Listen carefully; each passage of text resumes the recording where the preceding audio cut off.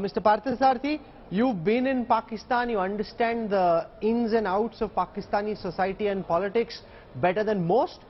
Should India sit back on the riverside, have popcorn, or step in to actively help, because a bankrupt state is the most fertile ground for jihadi terror, a lot of which could potentially come India's way?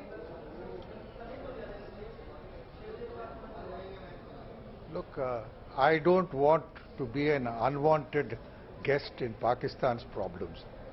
I have no problem in discussing cooperation with them economically, but let them first come and make the request.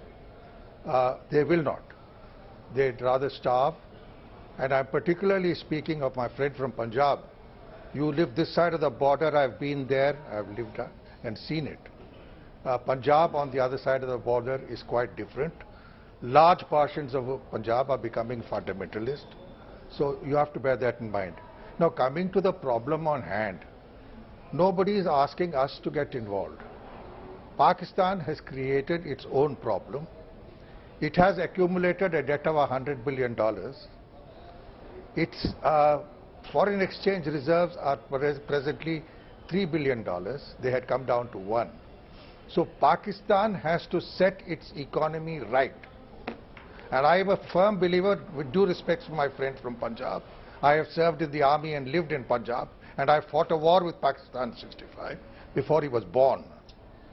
The fact of the matter is that they would rather starve than take aid from India, and I'm not rushing in to provide it.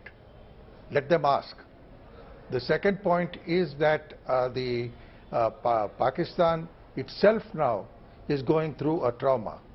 With regard to its repayments, I think what is going to happen is that the IMF will come through, and then you will get contributions from Saudi Arabia, UAE, Asian Development Banks and various other places to keep them going.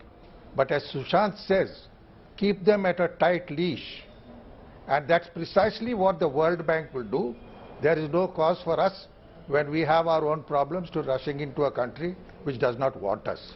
Now, that's interesting that you make the point that Pakistan will not seek... Go on, sir.